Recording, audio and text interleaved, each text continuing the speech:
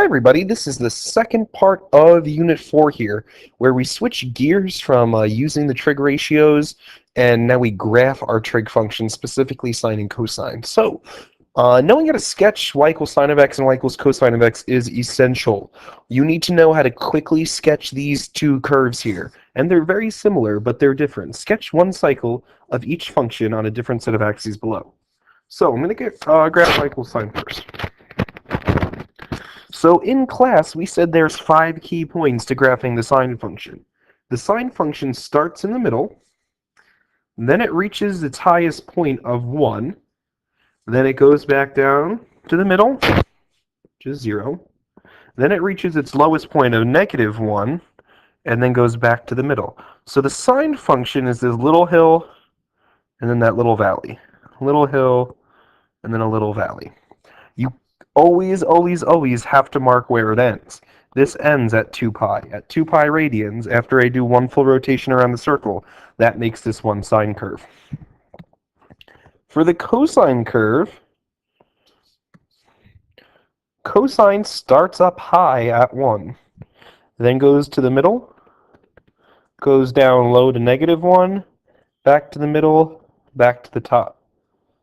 So a cosine curve, one cycle of a cosine curve looks like that. It's one big valley. Again, you always have to mark where it ends.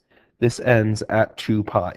So knowing how to graph these 5 key points of our sine and cosine functions are essential. Because we know the halfway point, if the whole thing is pi, that's 2 pi. That midpoint there is pi. And then we can cut that in half again to get pi over 2.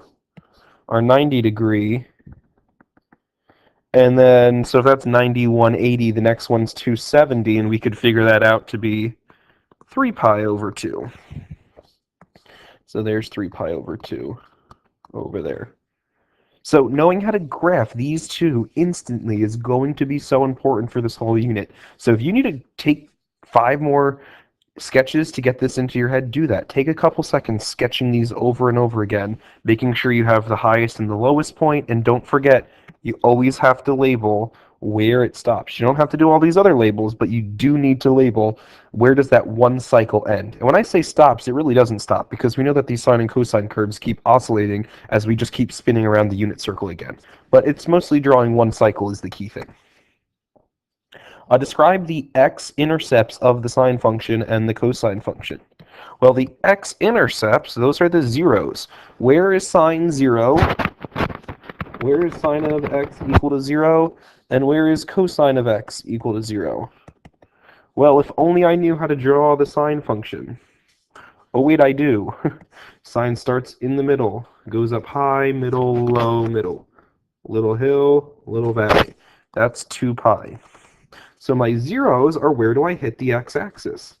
Well, from this one cycle, I get it's 0, pi, 2 pi, and then it's going to do it again. Middle, if I was to do another cycle here, there's 2 cycles of it. Well, if that's 2 pi, this is 4 pi. It appears it happens every pi radians, every pi units. And we could also go backwards. We could also go backwards with our sine function. So it would happen at -pi. So it happens at k pi, where k is an integer. Is an integer. It happens at integer multiples of pi. Cosine, on the other hand, well, how do I graph cosine? Well, cosine, remember, starts up high. Cosine normally starts up high at 1 and makes that valley. So that's 2 pi there. That's -1. The middle is pi. So right there, that's my pi over 2.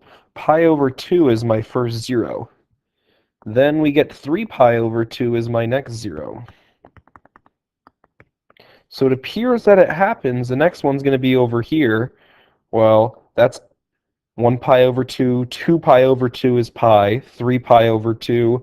This is really 4 pi over 2, so 5 pi over 2. And then the next one's going to be at 7 pi over 2. And remember that these trig functions go on forever. It also, remember, we can have negative angle measures, so that's negative pi over 2 right there. So this appears to happen at k pi over 2, where k is an odd integer,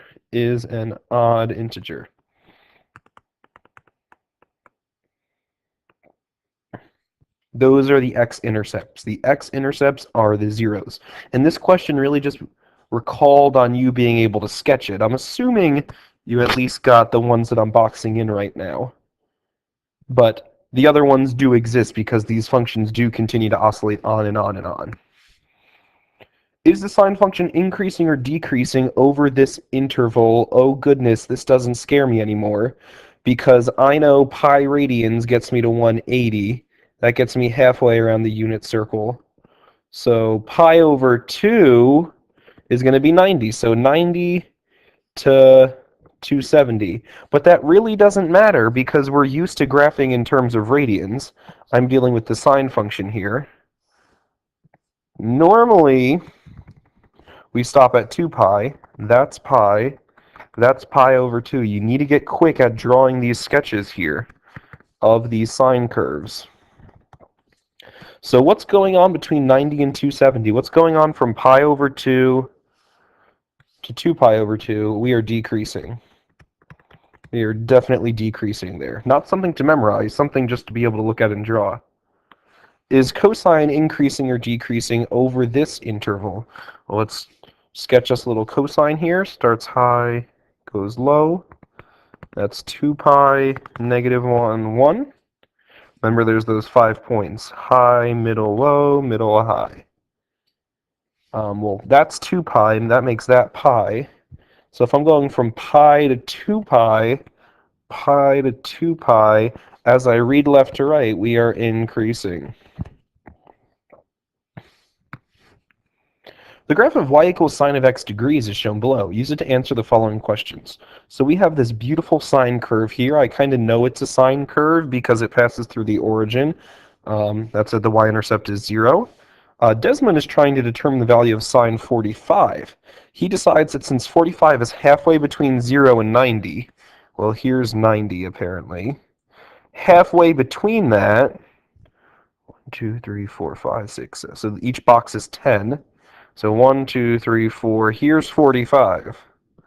That's the sine of 45 degrees. Is the sine of 45 1/2? No, you should say, wait a minute, the sine of 30 is a half, if you remember that from earlier in this unit.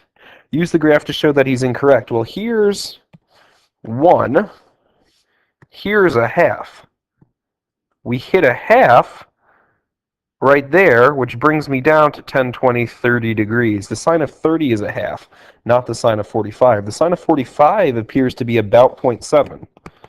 The sine of 45 degrees is about 0.7. We really know it's the square root of 2 over 2 if we memorize that from earlier in this unit. On the interval from 0 to 450 degrees, list the values of theta such that sine of theta is a half. When does the sine of theta equal 1/2? So I found where a half is. I got 30. They're right there. Where am I getting a half? And right there. What angle is that? 360, 70, 80, 390. Because each box here is 10. What degree is this? 150. Which makes sense because 150 has a reference angle of 30. So I've got 30 degrees, 150 degrees, and I believe that last one was 390. And of course they want us to convert it into radians. Well, I remember this from lesson 4. I have degrees. I have to get rid of degrees, that goes on the bottom. I want radians, so that goes up top. And there's 180 degrees, 3.141592 radii get me halfway around the circle. So pi radians is 180 degrees. Last time I checked, that's 1/6, so we get pi over 6 for 30 degrees. I'm doing the same conversion here because I have degrees and want to get rid of it. Dividing both of those by 30, and I'm getting 5 pi over 6. And finally, 390 times pi over 180. Remember, I have degrees. I want to get rid of degrees, so it goes on the bottom. This is what you do in chem. This is what you're going to do in physics. This is dimensional analysis of if I had desired over given. I want to get rid of degrees. It goes in the bottom. Dividing those by 30, that's going to give me 13 pi over 6. 13 pi over 6. Those are the three radian angle measures such that the sine of them is 1/2. Explain why there are no values of theta such that sine of theta equals 2. Well, I want to know when does sine give me 2. Well, apparently there aren't any. Here's my sine curve. Well, the range of sine, label those three things, max, min, and where does that one cycle stop? Well, the maximum of sine is 1. The maximum of sine is 1. Because sine is the y height on the unit circle. We know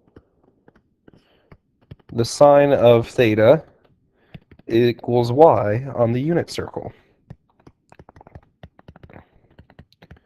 If I have a unit circle here, the highest I can go, y value-wise, is 1 and -1.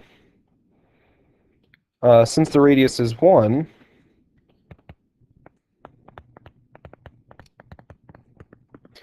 the highest sine, the biggest sine can be, is 1. So we have to know that the range for sine and for cosine is -1 to 1 inclusive. Our y values are trapped between 1 and -1 inclusive because of the unit circle. At least for sine, the highest I can go is 1, the lowest I can go is -1. For cosine, the lowest x value I can go is -1, the highest I can go is 1. So you have to think about that this all relates back to the unit circle, that when we draw this infamous picture here, my vertical distance is sine, and my horizontal distance is cosine. That was lesson 8's homework. We keep graphing in the next couple of lessons.